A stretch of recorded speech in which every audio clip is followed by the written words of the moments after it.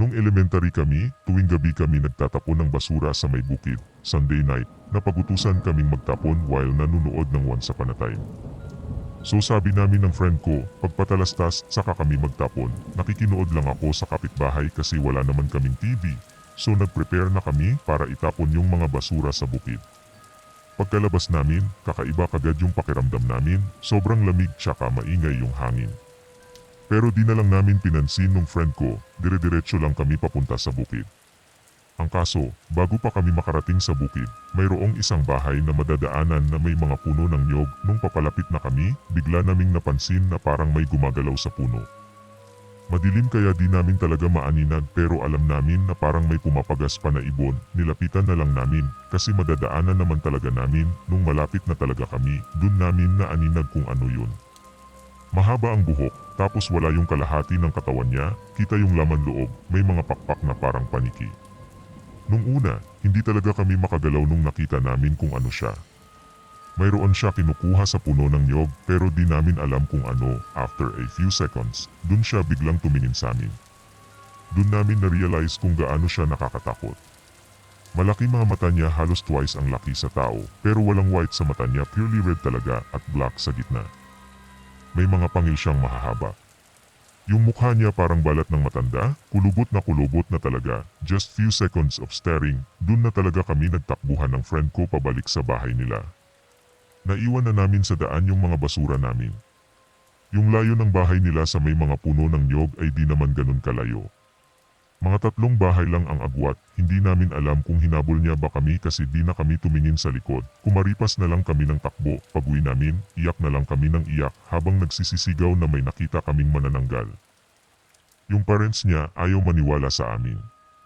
Pinagtatawanan lang kami nung mga kapatid niya. We both tried to tell everyone in our barangay about sa kung anong nakita namin, pero walang naniwala sa amin up until now. Yung best friend ko, best friends forever pa rin kami, and every time we have time to have some bonding, we will never forget to talk about it.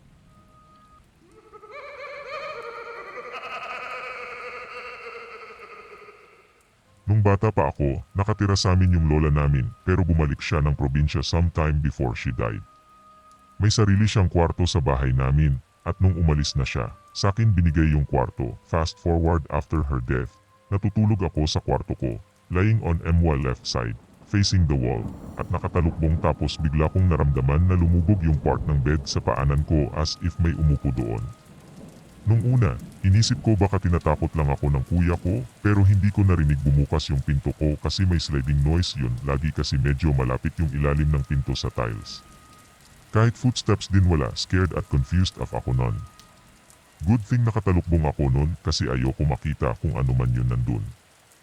After about a minute or so, parang tumayo na yung something sa paanan ko, tapos wala pa rin kahit na anong sound na may tao maliban sa akin sa kwarto ko. Kahit yung tunog ng pagbukas ng pinto, wala pa rin. Frozen in fear ako, ayoko sumilip or mag-inspect sa kwarto ko kahit wala na, kaya tinulugan ko na lang. Fast forward ng several years, na-realize ko na baka yung lola ko lang yun tapos yun yung last goodbye niya sa akin kasi hindi niya na ako nakita nung umuwi na siya sa probinsya. Hindi na kasi ako sinama ng nanay ko nung umuwi silang magkakapatid to be with her during her last few days. Lagi niya kasi ako in-entertain nung bata pa ako, kaya regret na hindi ko siya pinansin that time kasi baka nakausap ko pa siya for the last time bago siya nag-move on sa afterlife.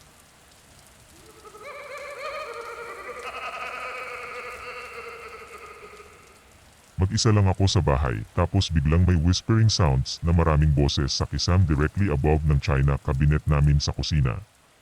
Wala akong maintindihan na specific words, parang garbled noise siya pero pabulong.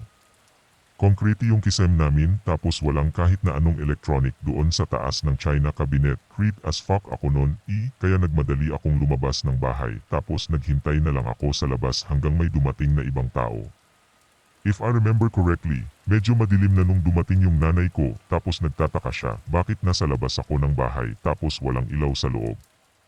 Hindi ko alam kung bakit hindi ko kinuwento sa kanya yun nung dumating siya. May nakita akong post sa Naingag with a similar experience tapos na-creep out din siya kaya lumabas sila ng bahay kasama yung aso niya. Even after a day later, ayaw pa rin daw pumasok ng aso niya sa bahay pagkatapos nung incident na yon. I tried searching that post pero hindi ko na mahanap ulit. Around 2012 to 2014 ko pa ata nakita yun. Mag-isa ulit ako sa bahay. Nakaupo ako sa sahig habang naglalaro sa Sega Genesis. Tapos all of a sudden, nagka-urge ako na tumingin sa likod ko. May shadow figure ng bata na nakaupo din sa sahig. Siguro mga 5 feet behind me. Pure black siya, walang kahit anong distinctive features. HWHY pero hindi ako natakot that time. Confused af lang tapos continue lang sa paglalaro. Fast forward several years. Nakita ko sa birth certificate ko na third ako sa birth order pero ako yung middle child sa aming tatlong magkakapatid, which means na nagka-miscarriage or stillbirth yung nanay ko before or after pinanganak yung kuya ko. And my mother didn't tell it to us and I don't want to ask either. It could be na kapatid ko yung shadow figure na nakita ko, pero pwede rin hindi at totally different being yon. That was my first and last time that I saw that shadow figure of a child. May bakanting bahay sa tabi ng bahay namin. Wala talagang nakatira doon ever since nung lumipat kami dito, nung bagong gawa pa lang yung mga bahay sa subdivision namin. Nabulok na siya sa sobrang tagal nang walang nakatira, so one night, nasa kwarto ako ng nanay ko, tapos katapat lang ng bintana nila yung bintana ng kabilang bahay. Nakita ko na may orange na ilaw doon sa kwarto ng kabilang bahay. Hindi siya yung parang flashlight lang na ilaw, parang ilaw talaga siya na galing sa bumbilya kasi nailawan yung buong kwarto. Doon sa kwarto na yon, may parang maliit na wooden cabinet tapos may vase na may bulaklak sa taas. Yung lang yung nakita ko, for context, walang kuryente or kahit na anong furniture sa bahay na yon. Nakapasok na rin kasi ako doon kasi wala siyang pinto. Puro alikabok, sapot, at tanang kambing o baka lang, sobrang bago pa lang kasi ng subdivision, kaya may mga gumagala pang kambing at baka. Wala din siyang kisam doon sa second floor, yung yero ng bubong agad makikita mo, may kasambahay kami that time at sabi niya nakita rin niya yun, may nakatira doon sa bahay sa kabilang side ng bakanting bahay.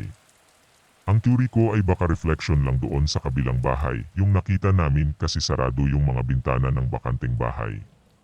Nakasabay ko minsan, habang naglalakad pa uwi yung nakatira doon, pero missed opportunity, hindi ko natanong kung may orange na ilaw, wooden cabinet at vase pa yung kwarto niya sa taas.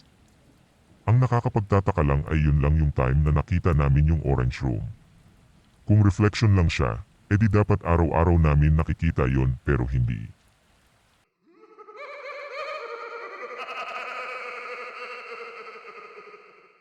Please like, comment and subscribe kung gusto nyo pa makarinig ng mga nakakapanindig balahibong kwento. Sa mga gustong magpa-shoutout, comment lang po kayo sa ating comment section. Maraming salamat po.